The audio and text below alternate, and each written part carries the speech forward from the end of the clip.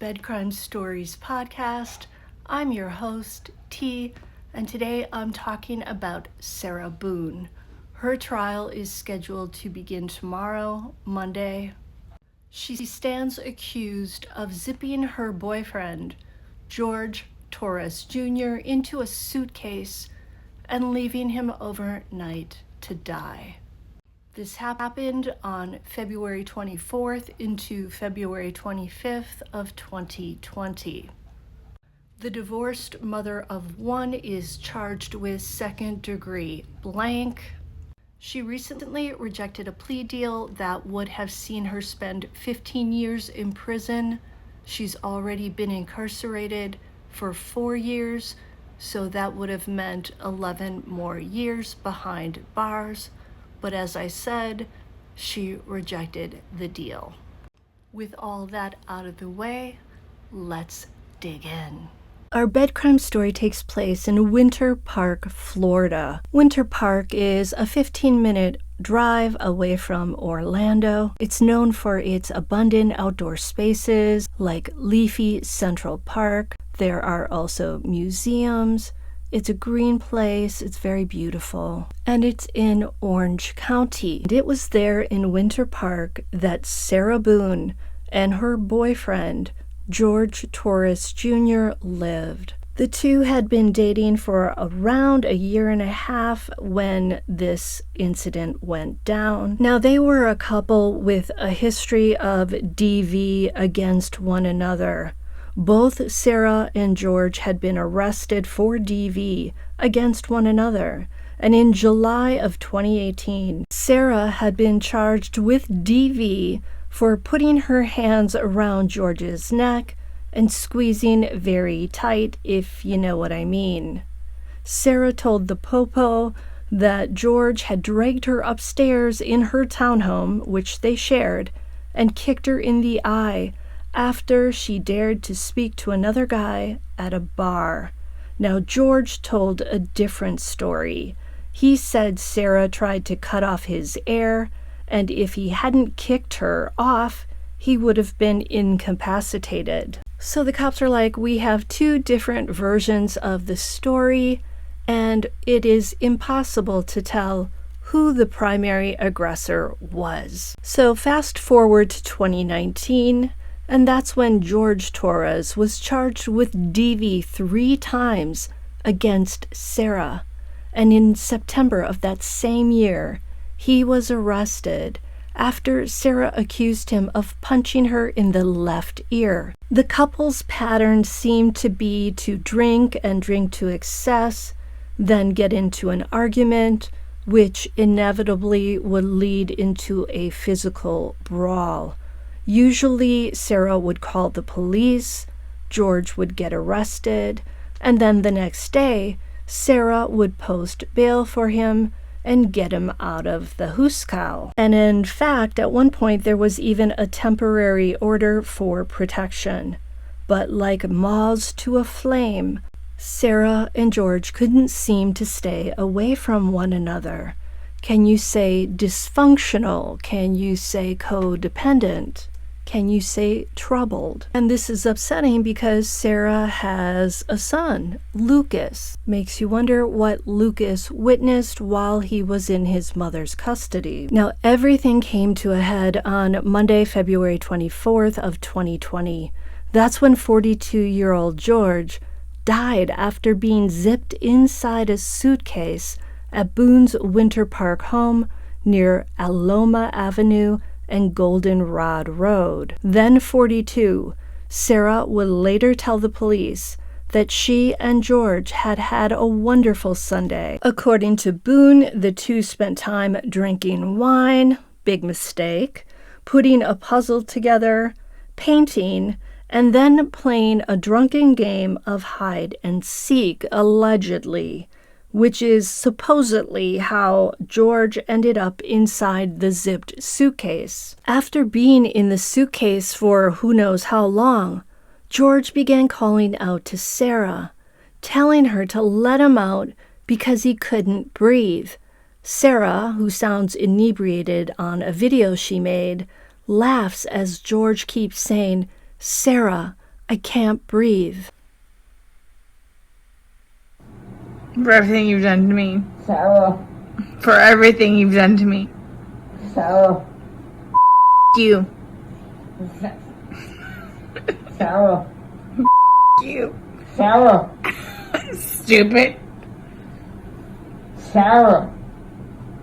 That's my name. Don't wear it out. Sarah. I can't breathe, babe. Seriously. Yeah, that's when you do when you choke me. Sarah. Sarah, I can't breathe, babe. That's on you.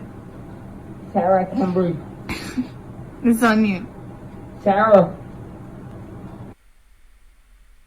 Tragically, that teal suitcase basically became George's coffin. You see, right after that, apparently Sarah goes upstairs and falls asleep.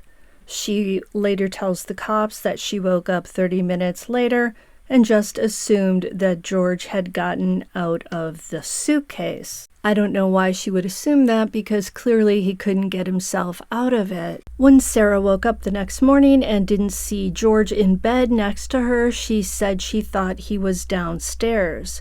Now, it wasn't until 11 a.m. that she actually went down the stairs to find her. And that's when she says she freaked out and remembered that the last time she saw George was when he was zipped in the suitcase. She then, instead of calling 911, calls her ex-husband, Brian.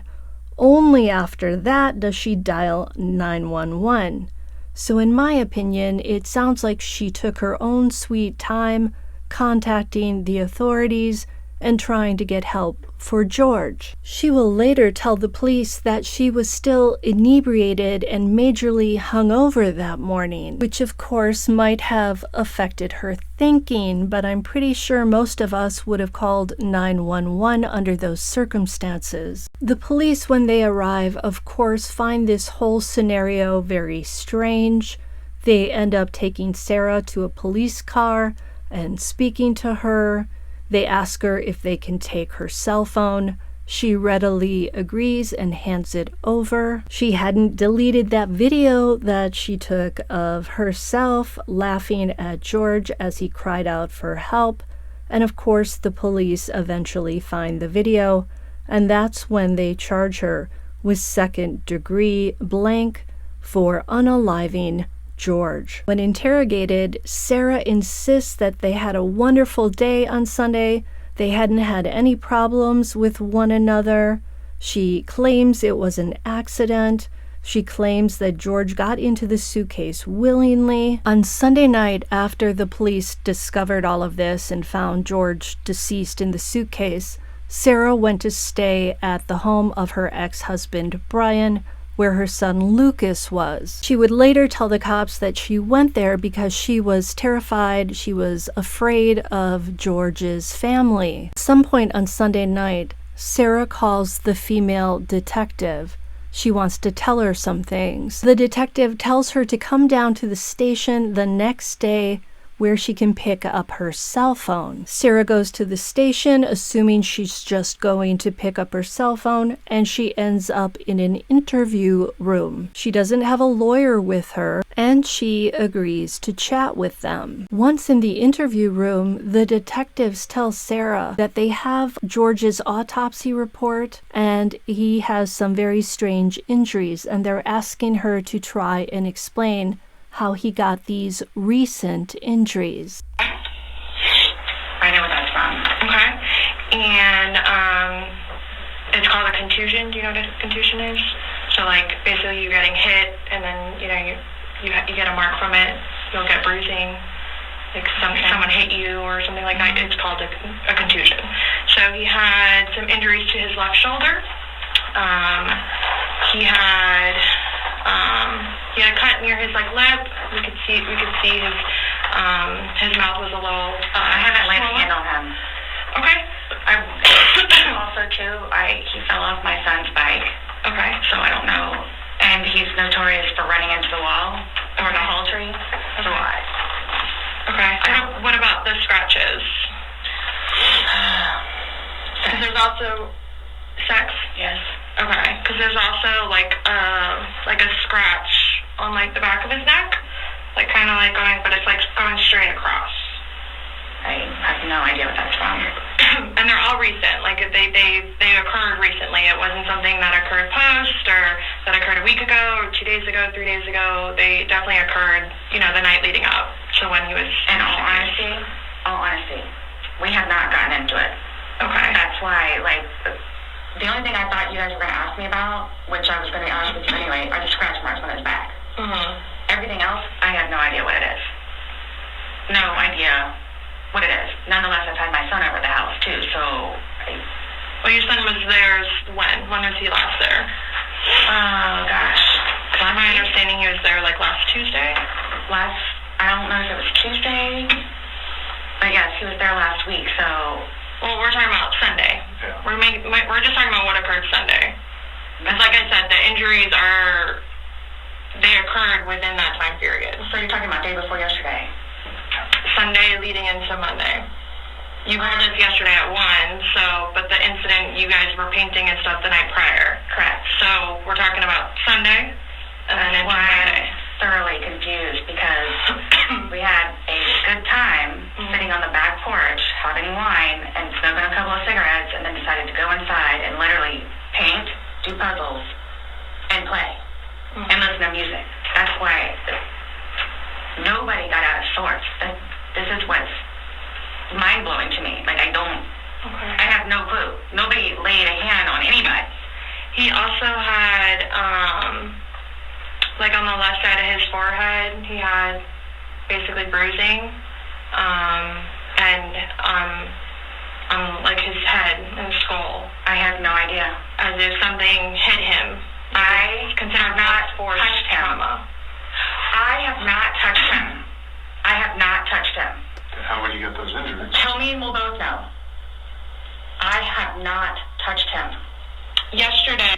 All of those injuries make you wonder, did he get those before he got into the suitcase? Did they get into some type of brawl?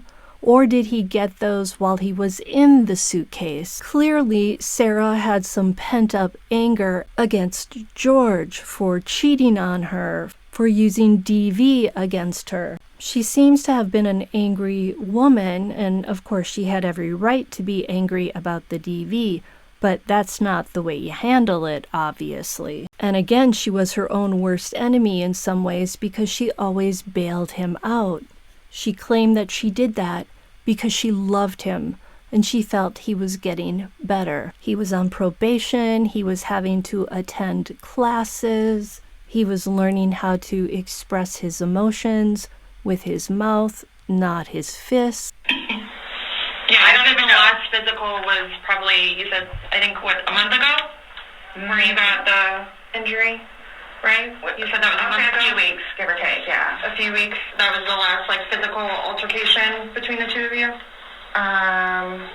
said a month ago he hit you with a curtain rod. Yeah, with a curtain rod. That's why I can't believe you guys didn't take that either. We've been good. I don't know if, it's since the last time he got out of jail. We've been good, and he's been having his classes and seeing his probation officer, who's amazing. So... What do you mean by good? What's your definition of good? The probation officer? No, you said you guys have been good. What's your definition? I've been good. I don't think you will understand. He comes at me all the time. He comes at me. So it's either I flee or try to go upstairs and go to sleep. That's usually what it is. And I don't know if you talked to Brian about any of that, but most of the time when I flee, I go over there. So... Right, but you're saying that you guys have been good, and when I asked you yesterday, the last incident that you could remember was the curtain rod incident, which you said was a month ago, so... Give or take.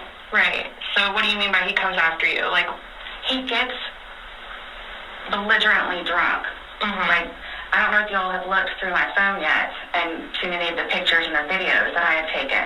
And at one point, I started documenting everything. Okay. So you all will see in my pictures bloody fingers, split foreheads, he split my nose, I've got this. Right. I don't know if Brian told you about it, where I had to have almost I had one really bad surgery, but then it got really, really, really, really bad, where I had to go like 4 or 5 more times afterwards for them to tend to it. And then poking me in the back of the leg. Right. So it's... Then why are you still with him? Everybody asks me that. When I tell you guys this, I really love him. Like I do. And I feel like I can help him. Like I feel like I could help him, which I did, because he came a really long way from where he was in Philadelphia to moving back to here and to dealing with everything else that he's been dealing with. I've really helped him. I've bailed him out of jail, 3 times. I've gone to every single hearing and every single arraignment, everything that I did for him. Gone to see all his public defenders, go to the state. I've gone to the state. I did everything for him because I'm trying to help him, because I had hope in him. And he was trying. He was really trying. I think it's pretty clear that the police did not believe that this event was premeditated. Instead, it sounds like after drinking, and maybe perhaps because of the dysfunction, the pent-up anger, Sarah lost control somehow, wasn't using her senses, and left him in that suitcase. Did she mean for him to die? I don't think she set out that day planning to do this, which explains why she was charged with 2nd degree and not 1st degree blank. And what's interesting is, although she was clearly a victim of DV, they're not cutting her any slack and saying, well, that gives you a right to do in George because he did all these things to you. Instead, they're holding her accountable because, again, she also committed DV against him. This is what you call a very toxic couple. It's almost like they were a ticking time bomb and they were going to inevitably explode at some point. It was only a question of when. Like, that you were not drunk, he was not drunk, you guys were having a good time. I can't get drunk. Number one, I do not want to get drunk. I don't like being non-compos mentis, having my wits about myself. I don't like feeling out of control. So, I'm just saying, you're making it sound like he's a raging alcoholic today, and yesterday I was kind of asking you those questions, and you're like a little defensive, like, no, we're not alcoholics. I'm not. You're not, you know. But you guys were both sober on Sunday, to your knowledge, because when I said you went and passed out, you were like, no, I didn't pass out, I just fell asleep. So now it's kind of like, what is it? Were you guys drinking and it got out of hand and it got physical? No. Or is it... Sunday was one of the better days that we have had in quite some time. He's dancing with my dog. You can see that too on the pictures, him loving the dog. He loves the dog. And dancing around, having a good time, and just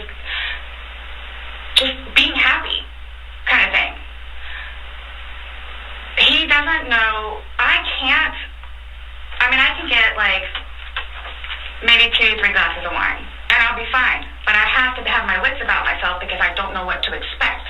Well, let's talk about Sunday. What was Sunday? How were you? Like, how many glasses of wine did you have? How many glasses of wine did he have? The bottle was gone. I mean, I don't know if you poured any out. Yes. No, that was from previous.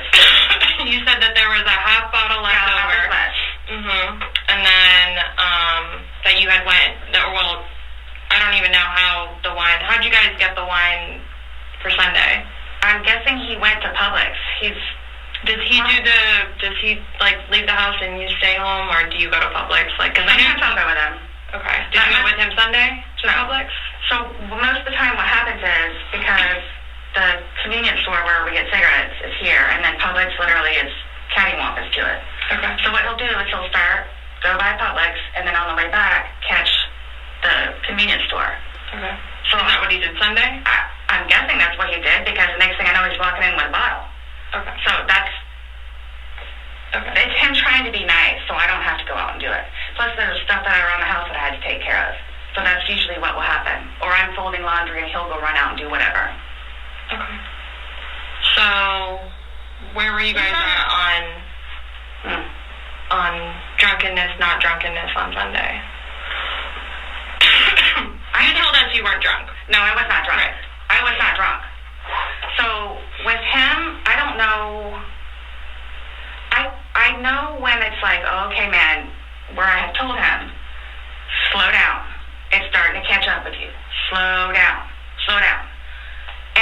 thing too is I don't like listening to music with him because he gets too involved in the music, and the music that he listens to is a little rough around the edges, and like just it makes me fractious listening to his music. So I kept asking him, let's just you and me talk. You and me will just be the ones that are talking, which was fine because I mean we were playing with the dog, whatever, and then it's like okay.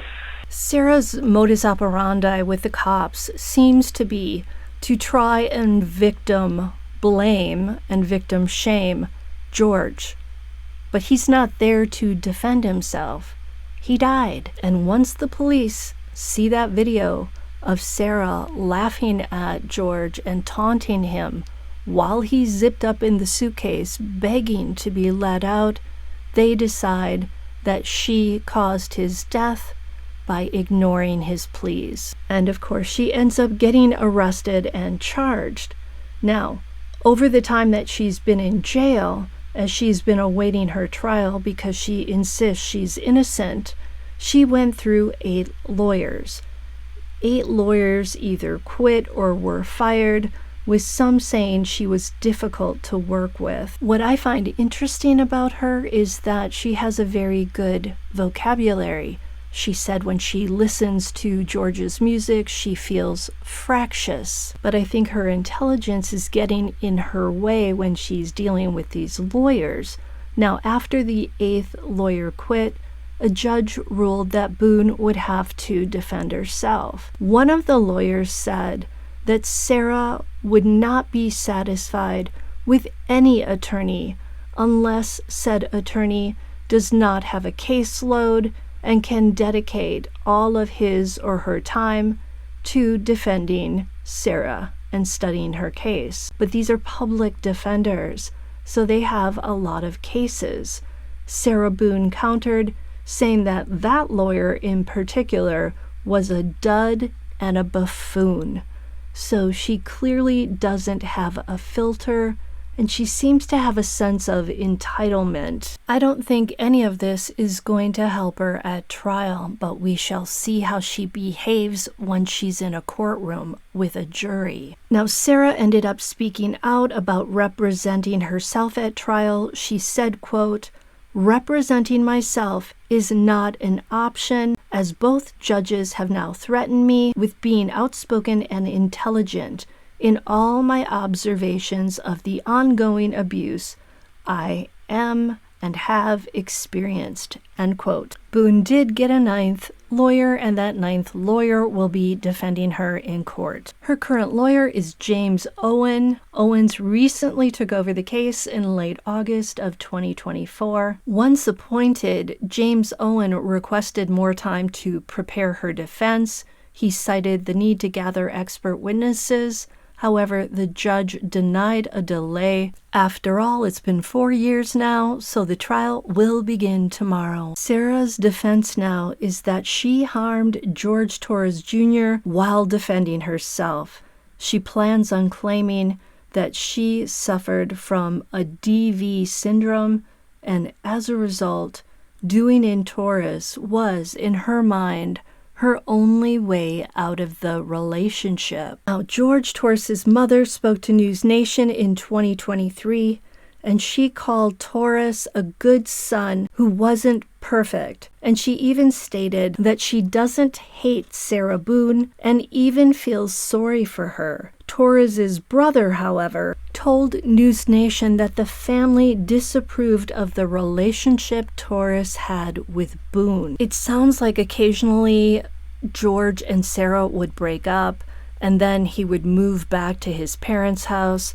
They'd have to come and pick him up and take his belongings, and they got very tired of this over time. George's brother hopes that Boone will be found guilty. And here's something really weird. Deputies said that several years earlier, Sarah Boone posted a photo of a child zipped inside a suitcase on Facebook. It sounds like it may have been her son, and that he'd asked to be placed in the suitcase and have his photo taken. I mean, I think that's kind of strange. 2 times you have people in your circle in a suitcase and you're taking videos and photos of them. It sounds like Sarah's ex-husband, Brian, has had enough of her. He says he is not planning on attending her trial. But in a way, I think that Sarah can probably do all the defending of herself all by herself. She is no wallflower, as you can probably tell. She made a special request to get her hair and her makeup done by professionals for her trial. Hey, a girl can ask, right? No harm in asking. The judge promptly denied her request, stating that makeup in jail is considered contraband. Sarah even asked if her lawyers could help her with her makeup and hair, and that was also denied. So she's going to have to make do with just herself and maybe some friends, if she has any, in jail. I'm thinking like Orange is the New Black. Did you see that show? Maybe there's somebody who can help her who's good with hair. I think this trial is going to be fascinating because of Sarah Boone.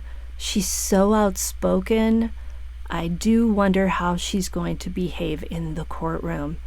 And we shall see. Until the next time on Bed Crime Stories. Hey, if you learned anything and enjoyed this, please smash that like button, share the content, comment, and I'll see you next time.